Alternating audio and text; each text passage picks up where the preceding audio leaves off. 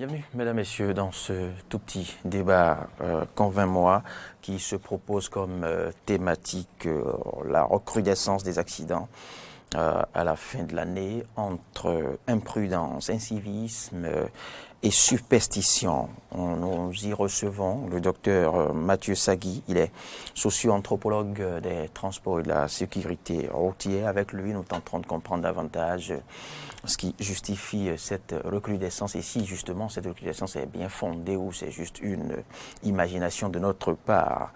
Eh bien, fidèles amis, face à l'euphorie des célébrations de fin d'année, au stress, eh bien, la tension baisse quelque peu à notre niveau. Des interrogations restent et des besoins restent inassouvis jusque-là. Pourrions-nous trouver les moyens de fêter convenablement, de satisfaire notre petite famille? Eh bien, l'année qui vient sera telle comme celle finissante et autant de questions qui titillent nos méninges, qui faiblissent quelque peu notre attention et tout cela impacte sur notre présence sur les différents axes. Mais est-ce que ces raisons justifient-ils vraiment les cas d'accidents que nous notons sur les différents tronçons, sur nos routes, de par le pays? Eh bien, la question sera posée justement au spécialiste, docteur Mathieu Sagui. Bonjour. Bonjour, monsieur d'abord Loris Freddy. Eh bien, je l'ai dit, nous pensons parfois que c'est une imprudence ordinaire, c'est un cas d'incivisme ou plutôt notre superstition habituelle propre à nous au pays qui veut que ce soit le diable ou Dieu qui soit en train de faire le bilan de fin d'année tout en récupérant quelques âmes. Où se situe vraiment le problème, docteur Mathieu Sagui? Qui a raison? Les superstitieux, les scientifiques ordinaires? Merci bien. Bonjour aux téléspectateurs et aux auditeurs. D'entrée de jeu, si on dit que c'est Dieu ou le diable qui font le bilan, c'est tous les jours qui font le bilan. Maintenant, si c'est Dieu qui fait son bilan, il faut prier pour ne pas être dans le panier. Si c'est le diable qui fait son bilan, il faut prier également que Dieu vous porte secours. Par rapport aux accidents de la route, c'est trop facile souvent de dire que c'est de l'incivisme, c'est de l'imprudence ou c'est de la superstition. Parce que les accidents de la route ont plusieurs causes. C'est un phénomène pluridisciplinaire et multidimensionnel. Donc il ne s'agit pas tout de suite de trouver une cause unique qui justifierait ou qui expliquerait un accident routier. Ce qu'on peut dire tout de suite, c'est que en fin d'année, nous sommes tous pressés, il y a l'euphorie de la fête et puis bon, vous voyez les bouchons qu'il y a sur nos axes routiers, tout le monde veut passer au même moment. On a tendance à croire que la population se décuple quelque peu à chaque fin d'année. Enfin, c'est le constat fait sur nos axes. Oui. Le bouchon est plus prononcé à chaque niveau de circulation, à chaque articulation, c'est plus dense. Oui, naturellement. Est-ce que tout Bénin envahit Cotonou? Je ne me l'explique pas. Bon, on peut l'expliquer ainsi. On peut dire, bon, tout le monde veut aller à Cotonou acheter quelque chose. Quelqu'un veut acheter un petit biscuit. Il estime qu'à Tokpa, il y a une solde. Et donc, il faut absolument aller à Tokpa sans tenir compte du coût du transport, du coût. Et si seulement les gens calculent le coût de revient de ces produits-là, ils verront qu'en réalité, ça leur coûte plus cher que de vouloir absolument se rendre à Cotonou. Et mieux, ces bouchons peuvent s'expliquer également par le fait qu'il n'y a pas une organisation bien structurée autour de la fluidité de la circulation. Et ceux qui ont en charge nous savons que le pays est enclavé, nous n'avons pas de route. J'ai souvent l'habitude de dire le jour où le pont de Djonoula va céder. Le pont de Godomé, là. Oui, quand il va céder, c'est que on est coupé, on sera coupé de Cotonou. On aura deux Bénin. Mais quand on parle des accidents, on ne peut pas tout de suite non plus dire que c'est de l'incivisme. Non. Parce que l'incivisme, c'est dire que le conducteur ou l'acteur ou l'usager connaît les règles élémentaires de la circulation routière qu'il ne les respecte pas.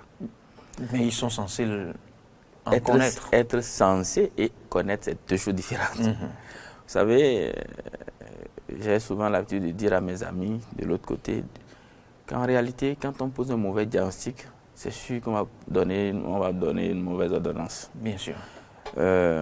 Nous prenons les dispositions, les règles éditées ailleurs pour les appliquer chez nous. En France, par exemple, on vous dira que la vitesse est le premier facteur d'accident. Ce n'est pas le cas au Bénin.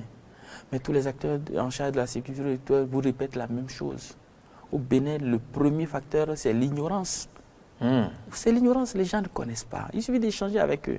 Les usagers ont le permis de conduire, mais quand vous commencez par discuter avec eux, vous vous rendez compte tout de suite qu'ils ne connaissent pas les règles élémentaires de la circulation routière. C'est vrai. Échangez avec eux. C'est vrai. Un conducteur, vous klaxonnez pour faire un dépassement. Le dépassement se fait de quel côté? À gauche. Le gars cesse à gauche pour vous laisser passer à droite. Pourtant, il est censé avoir le permis de conduire. Donc, il est censé connaître cela. Mais malheureusement, la réalité est différente de ce qui se passe, de ce qui devrait se passer plutôt. Donc, vous voyez, c'est l'ignorance d'abord. Oui, au niveau de cette ignorance, déjà, restons-y. Cette ignorance est favorisée quelque peu par les autres qui déversent une bonne part de véhicules au prix, je dirais, abordable à toute bourse. Je parlais des véhicules de toute roue. Oui, non, écoutez, s'il vous plaît. Parce que si ces différentes firmes, si ces différentes multinationales participaient un peu à la sensibilisation, participaient à l'initiation au code, aux principes élémentaires du code de la route, les ennuis seraient moindres. Non, vous voyez, on vous dit que l'arbre est pourri, vous dites qu'il faut couper les branchages, ça ne rime à rien. On dit que les fruits là sont pourris, vous dites non, il faut couper les feuilles, ça ne rime à rien. Le problème est plus profond que cela. On dit que les gars, ils ignorent quels sont les canaux par lesquels on assimile quelque chose. Il y a des cadres sociaux, de référence plutôt. C'est-à-dire, il y a l'école, il y a la maison, il y a la famille, il y a l'église, il y a les centres de formation, etc., etc. Donc, c'était dans ces milieux-là qu'il faut apprendre aux gens déjà à se déplacer. On ne sait pas, quelqu'un se lève, il a un petit moyen de déplacement, il sait mettre la vitesse. Bon, il fait il prend un jeune élève, étudiant, il a le bac ou le BPC, on lui donne un moyen de transport, de déplacement, et puis ça est. Voilà, il devient une source d'insécurité pour tout le monde. D'abord pour lui et pour les autres ensuite. Non, vous savez, c'est trop facile de chaque fois accuser l'usager de la route, le conducteur, de dire « Oh, c'est le conducteur ». C'est l'acteur principal. Non, ou c'est l'un des acteurs. Regardez, quand vous regardez les signalisations routières, sur nos actes, la fois passée, je rentrais d'un voyage, et je vous assure, quand vous rentrez dans les tournants, ce qu'on appelle tournants, d'accord, quand vous rentrez, vous voyez, il n'y a pas de signalisation horizontale. Du coup, vous confondez la route à la brousse si les herbes, il n'y avait pas d'herbe. Donc, les signalisations horizontales sont absolument indispensables. Mais quand vous empruntez les routes de Cotonou, par exemple, il y en a, sur certaines, ça n'existe même pas. C'est effacé et puis personne ne pense les remettre. Vous prenez les signalisations verticales, c'est-à-dire les feux tricolores. Parfois ça s'allume, parfois même c'est foutu en l'air par des gros porteurs, je ne sais pas trop, mais ce n'est pas remplacé. Est-ce que là si quelqu'un vient, il n'y a pas de feu, est-ce qu'il est, encore qu'il ne connaît pas la règle, il ne connaît pas la règle de courtoisie, est-ce qu'il est censé, qu'est-il censé faire? C'est des petites choses qu'il faut que l'autorité en charge. C'est-à-dire, bon, c'est normal, hein, quand vous prenez un menuisier, vous demandez à un menuisier de vous faire le travail d'un maçon, c'est tout à fait normal qu'il fasse ce qu'il peut faire. Si le jour, on va commencer par respecter la technologie. Voulez-vous dire que l'État ne promeut pas à la place Non, on n'a jamais respecté la technostructure. Non, il faut les hommes qu'il faut à la place qu'il faut. Prenez un maçon, vous lui demandez de faire un travail d'électricien, il ne peut pas rendre. Mais s'il est entouré de conseillers rompus, il fera le travail. Parfois, il ne veut même pas écouter, hein, attention. Il faut être d'une sagesse pour écouter. Docteur Mathieu Sagui, j'ai l'impression que vous disculpez quelque peu l'usager de la route. Non, je ne discute pas l'usager de la route. Il faut d'abord faire quelque chose en amont pour qu'en aval, on puisse situer les responsabilités. Là, vous êtes là. Vous êtes bien habillé, n'est-ce pas? Si votre maman ne vous avait pas appris à faire la lessive, est-ce que c'est en ville, quand elle va vous voir porter un habit sale, qu'elle vous apprendra à faire la lessive? Mais c'est ce qu'on fait. On n'apprend pas aux gens à conduire, à circuler, et on s'étonne de ce qui circule mal. À Cotonou, on ne circule pas, on bouge seulement. Personne ne s'assure de ce que l'usager ou les usagers savent conduire et bien conduire. Exactement. J'ai fait un petit papier dessus sur le permis de conduire. Je crois que la réforme... C'est là où je condamne aussi ces nombreuses firmes promotrices de motos à prix de petit pain. Non. Oui. Il faut pas... Non. Ces structures doivent participer aussi à cette sensibilisation. Mais attendez, c'est ce que je vous dis. Qui amène les structures à participer à la sensibilisation? Il y a une autorité quand même. Il y a des autorités qui gèrent le secteur des transports. Écoutez, je produis. Si vous me dites, sur chaque marchandise que vous produisez, vous devez participer à telle hauteur, à tel pourcentage. Si je dois vous vendre, je dois participer. C'est absolument... Je vais m'y mettre. Mais si, bon, je trouve que... C'est pourquoi j'ai dit l'autre fois que nous avons créé un marché de l'insécurité routière. Au Bénin, on s'y plaît. Chacun va comme il veut, chacun fait ce qu'il veut, ça ne lui dit rien. Bon, vous savez, chacun va au marché pour prendre ce qu'il veut. Tout à l'heure, vous vous arrêtez, vous voulez dire à un conducteur, attention, ne fais pas ça. Mais mon frère, si vous n'êtes pas vigilant, vous allez vous faire tabasser correctement. Donc, alors, attention. outre l'ignorance, quels sont les autres facteurs qui justifient le phénomène? Oui, maintenant, en dehors de l'ignorance, on peut revenir sur les facteurs classiques que d'autres...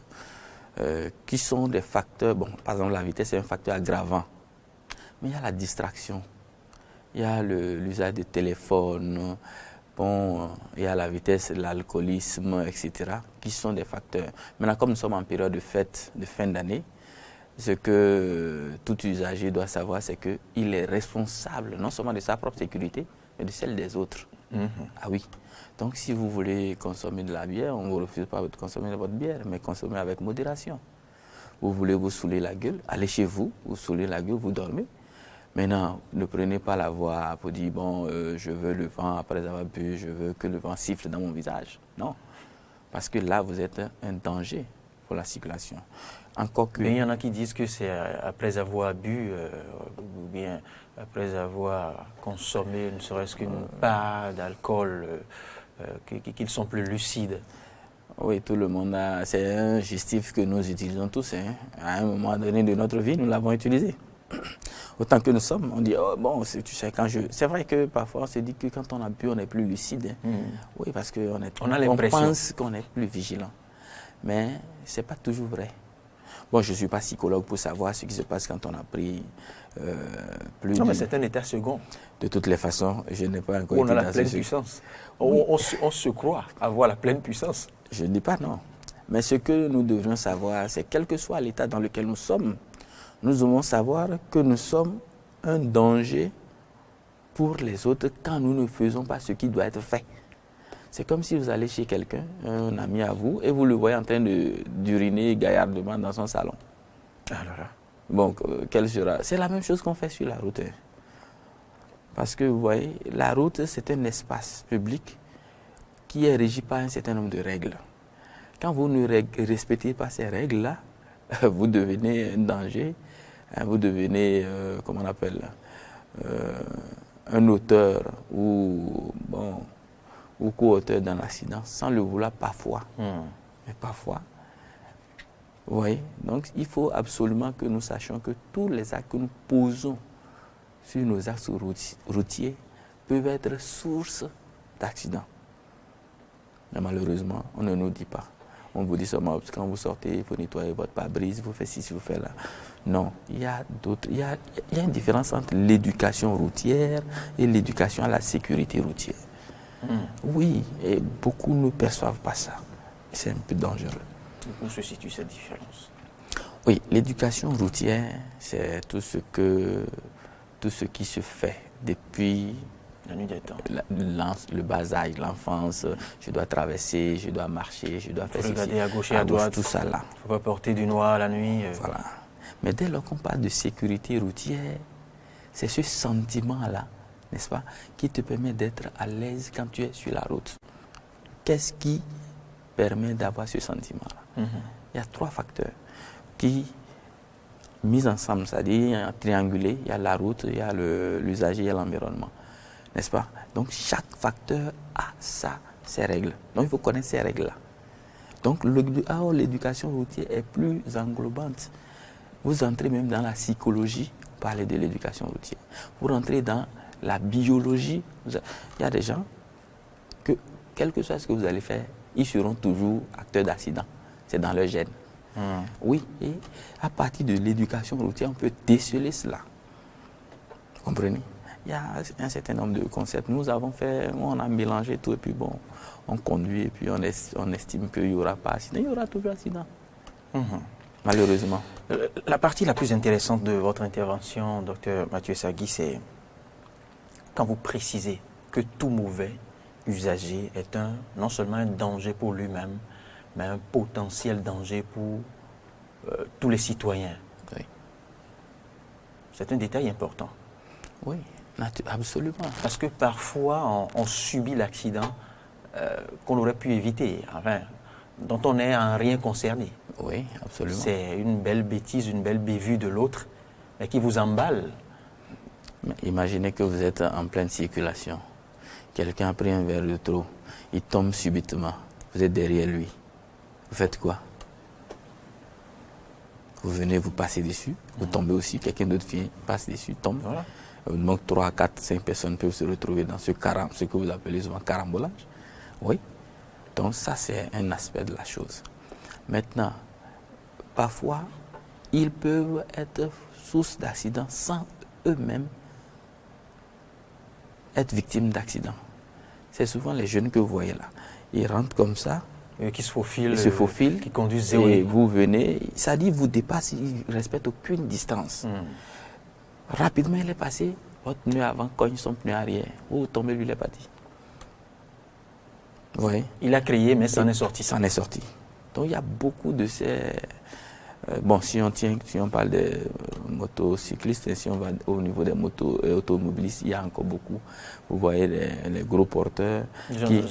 J'y venais justement, parce que voilà d'autres calamités dans la circulation. Vos gars qui ramassent du sable, là, oui. qui transportent du sable, là, ils ne couvrent pas et puis les grains de sable sont en train de se mettre à se retrouver dans les yeux des cyclistes. Ils circulent avec des reliques ambulantes, des véhicules séculaires. Franchement. Ou millénaires, s'il faut le dire. C'est que, vous savez, on ne peut pas toujours jeter la pierre. Parce que chaque fois que vous voulez jeter la pierre, il faut poser la question, quelle est, votre part de responsabilité? Chaque fois que vous voulez accuser quelqu'un, dites-vous, mais moi là, j'en suis responsable à quelle hauteur? Oui, mais quelle est la responsabilité du citoyen si d'autres, peut-être haut placés quelque part, continue de promouvoir de ces ensembles articulés que nous appelons communément les gros porteurs, les longs camions vieux de plusieurs années et qui sont à la base de la plupart des accidents sur tous nos axes. Quelle est la part du citoyen? Le citoyen sort de chez lui, veut se rendre à X lieu. Quand les autres n'entretiennent pas leurs reliques ambulantes qui en écrasent plus d'un à chaque coin de rue. En fait, au niveau bon, pour cet aspect de la question, j'ai dit l'autre fois que ces vieilles... bon, France, on le voit d'habitude, ces véhicules, ces ensembles articulés, ce sont les véhicules, même quand on brûle les Takotaka, c'est des véhicules vieux de plus de 30 ans. Oh là, il y a une législation en la matière qui dit non, pas plus de 12 ans pour ces grands camions, ces ensembles articulés, pas pour les véhicules de tourisme, pas plus de 10 ans. Pourquoi n'appliquons pas la loi? Mais vous allez voir, il y a un problème, n'est-ce pas, entre le besoin de sécurité et le besoin de rentabiliser, c'est-à-dire l'économie. Nous sommes un pays à économie fiscale. Voilà que le... Ça n'est pas une raison pour promouvoir Écoutez, le citoyen qui achète, il ne peut pas acheter un véhicule neuf. Le véhicule va sur le parc, il a 1 500 000, 200 000, bon, il est content, il a son véhicule, oui ou non?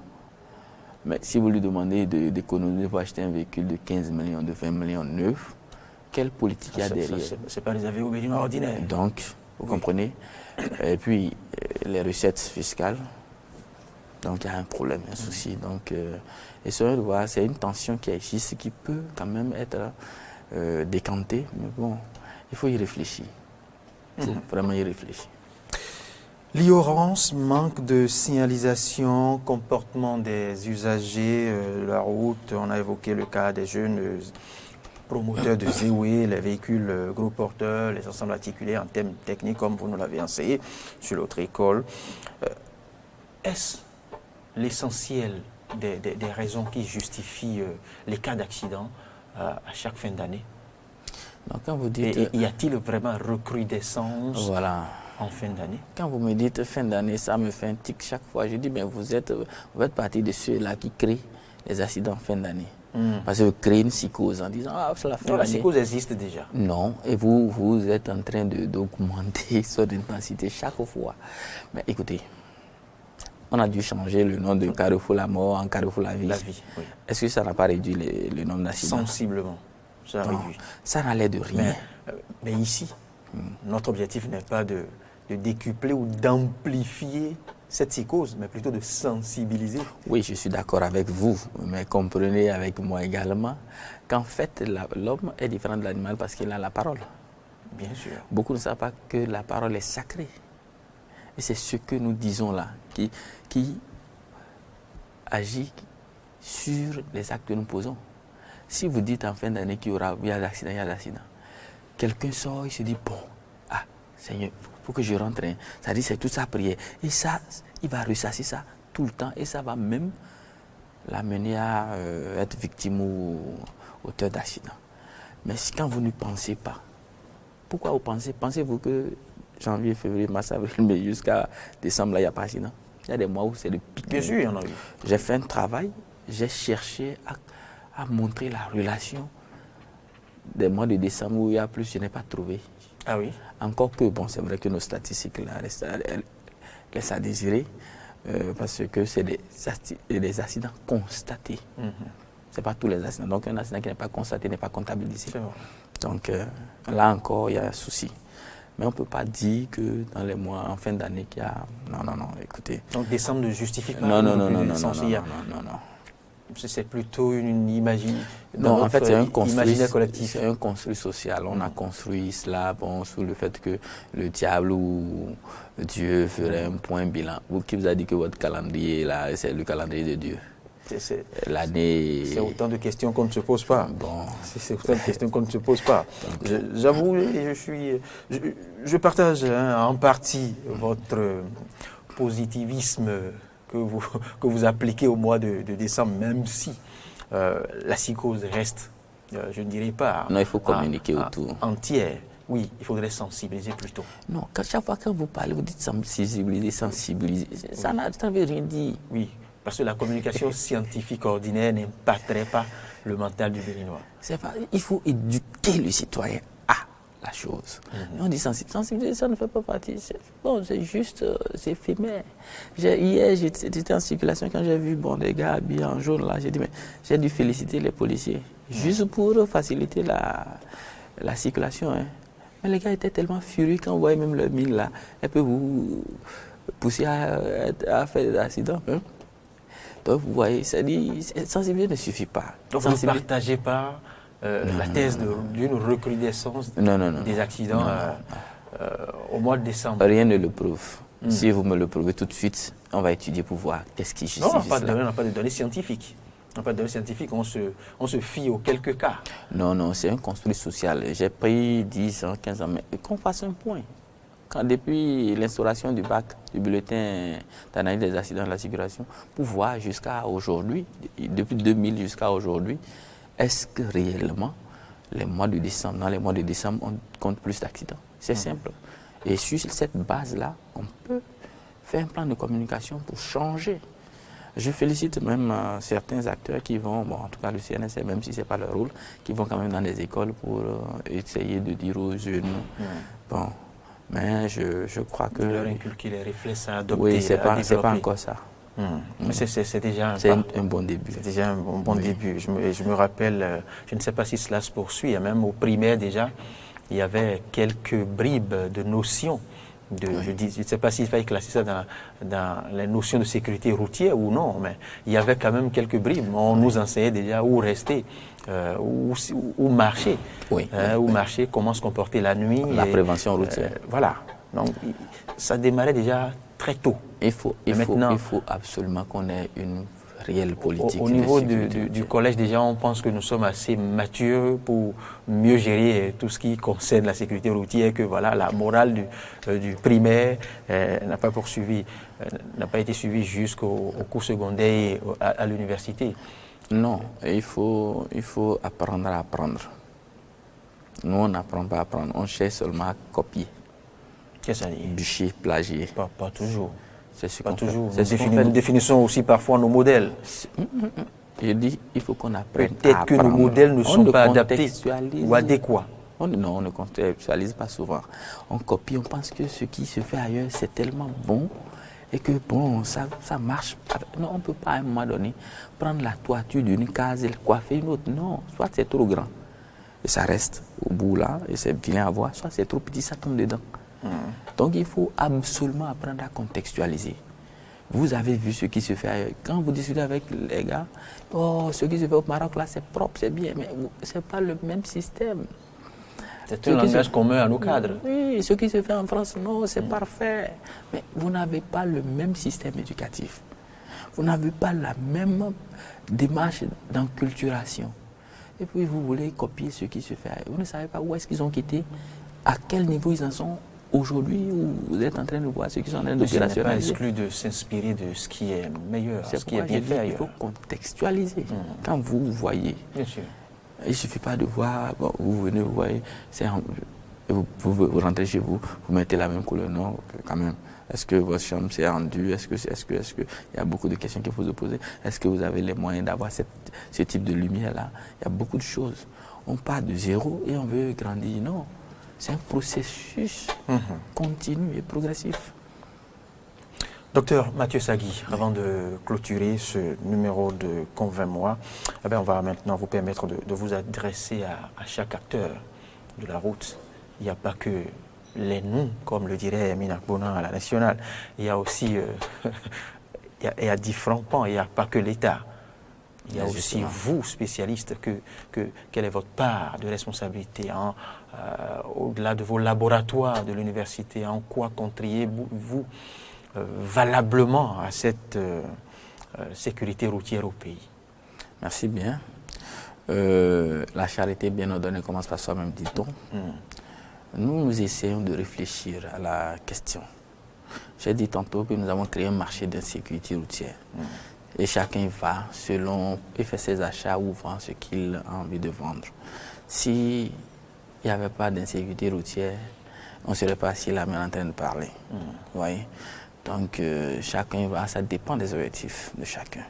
Alors nous réfléchissons à la question, nous ne spéculons pas, on cherche, on étudie les phénomènes et les résultats sont là. On ne parle pas en l'air, on vient parler à l'aune des résultats que nous avons obtenus, les résultats scientifiques. Nous prierons peut-être les dirigeants, les décideurs à aller vers ces résultats-là, à les contextualiser, à les opérationnaliser. Ça ne leur coûte rien. On n'a pas besoin de faire une étude pour ça.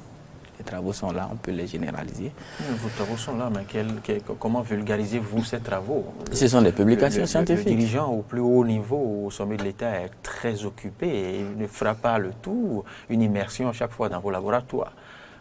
Vous savez, comment rendez-vous en matière ces publications en matière de politique de sécurité routière à la nation? Il y a une autorité, il y a une institution qu'on connaît, le CNSR. Le CNSR devait être le pont entre le grand décideur et les chercheurs. Ou bien. Donc, venir vers les chercheurs, voir ce qui se produit. Et même s'ils ont des préoccupations, c'est le moment de solliciter. Tout à l'heure, je viens de dire quoi? On fait le bilan depuis 2000 à 2020. Là. Quel est le point par rapport, quelle est la progression des accidents? Voici les mesures qui ont été prises, voilà. Quel est le point? Réunissez les chercheurs, ce n'est pas une question d'une journée. Allez dans les universités, dans les différents départements et dites aux chercheurs, voilà nos préoccupations. Cette année, par exemple, voici la préoccupation autour de laquelle nous voulons que vous nous aidiez à réfléchir. Ça se fera. Et nous, on réfléchit, puisque nous sommes là pour ça. Et eux, ils prennent les résultats pour opérationnaliser, faire des plans de communication par rapport à ça.